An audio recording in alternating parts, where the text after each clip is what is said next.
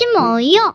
사랑하는 친구들, 말씀 시할 시간이에요. 오늘 말씀은 이사야 16장부터 18장까지 말씀이에요. 다 함께 말씀 시야 심을게요. 이사야 16장. 모압 백성아, 예루살렘 왕에게 조공을 보내라. 셀라에서 광야를 지나 시온 산으로 조공을 보내라. 모압 여자들이 둥지에서 떨어진 작은 새들처럼 아르논 강을 건너려 한다. 그들이 말한다. 우리가 어찌하면 좋습니까? 무슨 일을 해야 할지 말해 주십시오. 뜨거운 한낮에도 밤처럼 그늘을 드리워 주십시오. 우리가 패할 테니 숨겨주십시오. 우리를 적군 손에 넘기지 마십시오. 모압에서 쫓겨난 우리를 당신들 땅에서 살게 해 주십시오. 우리를 해치려고 하는 사람들로부터 우리를 보호해 주십시오. 폭력이 사라질 것이며 약탈이 그칠 것이고 남을 짓밟던 사람들이 땅에서 사라질 것이다.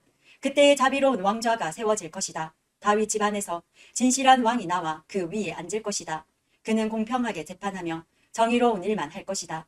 모압 백성이 교만하고 매우 거만하다는 말을 들었다.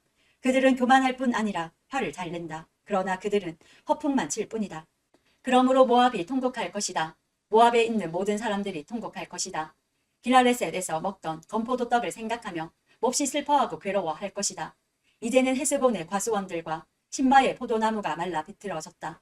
전에는 그 포도나무 가지들이 야슬까지 닿고 광야까지 이르렀으며 그 싹이 자라나 바다까지 뻗쳤다.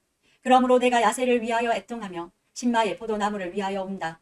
헤스보나, 엘레알레야, 너희를 위한 내 눈물이 멈추지 않는다. 익은 과일을 따거나 곡식을 거둬 드리는 일이 없으므로 다시는 즐거움으로 외치는 소리도 없을 것이다. 비옥한 땅에서도 기뻐하는 소리와 즐거워하는 소리가 사라질 것이고 포도밭에서도 다시는 노래소리와 기뻐 떠드는 소리가 들리지 않을 것이다. 포도주 틀에서 포도를 밟아 즙을 내는 일도 없을 것이다. 내가 그들에게서 추수의 기쁨을 빼앗아갈 것이다. 그러므로 마치 수금처럼 내 마음이 모압을 생각하며 통곡한다. 내 속에서부터 길하레셋을 생각하며 슬피운다. 모압 사람이 산당에 올라가 제사를 지내지만 헛된 수고만 한다는 사실을 깨닫고 자기들의 신전으로 찾아가서 기도를 하지만 아무 소용이 없을 것이다. 이것이 전에 여호와께서 모압에 관해 하신 말씀이다. 이제 여호와께서 다시 말씀하신다. 3년이 못 되어 모압이 자랑하던 것들과 그 모든 백성의 무리가 다 모욕을 당할 것이다. 이 3년은 품꾼이 정해놓고 일하는 횟수와도 같다. 살아남는 자가 별로 없을 것이며 그들조차도 쇠약해질 것이다. 17장. 이것은 다마스커스에 관한 경고의 말씀입니다. 보아라, 다마스커스는 망하여 황폐해질 것이다. 사람들이 아로엘의 성들을 버리고 떠나 양떼의 차지가 되어 그것들이 마음대로 누워도 건드릴 사람이 없을 것이다. 에브라임의 요새들이 무너지고 다마스커스의 권세도 힘을 잃을 것이다. 아람의 살아남은 사람들이 이스라엘 자손의 영광처럼 될 것이다. 만군의 여호와의 말씀이다. 그날이 오면 야곱의 영광이 빛을 잃을 것이고 건강하던 사람이 야위일 것이다. 야곱은 추수가 끝난 르바임 골짜기의 곡식 들판처럼 버려질 것이다. 또 그들은 열매를 따고 난 올리브 나무처럼 될 것이다. 올리브 나무를 흔들어 그 열매를 떨어뜨릴 때에 가장 높은 가지나 무성한 가지 끝에 남게 되는 4-5개의 열매처럼 소수의 사람들만 살아남게 될 것이다. 여호와 곧 이스라엘의 하나님께서 말씀하셨다. 그날이 오면 사람이 자기를 지으신 분을 바라보고 눈길을 이스라엘의 거룩하신 분에게 돌릴 것이다. 자기들의 손으로 만든 우상에게 더 이상 도움을 요청하거나 경배하지 않고 아세라 우상에게 절하지 않으며 그들이 지은 제단에 향을 피우지도 않을 것이다.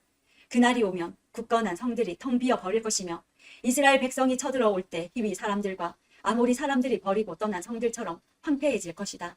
이는 내가 구원의 하나님이시며 피난처가 되시는 하나님을 저버렸기 때문이다. 그러므로 내가 가장 좋다는 포도나무들을 심고 심자마자 그것이 자라서 그 이튿날 아침에 꽃이 피었다 하더라도 너는 결코 그것들에게서 열매를 얻지 못할 것이다. 그것들은 오히려 너에게 크다큰 슬픔과 고통만 안겨줄 것이다. 보아라, 군사들이 마치 요란하게 철석대는 파도처럼 함성을 지르며 돌진한다. 그들이 파도 소리처럼 요란한 소리를 내더라도 하나님이 꾸짖으시면 잠잠하게 될 것이다.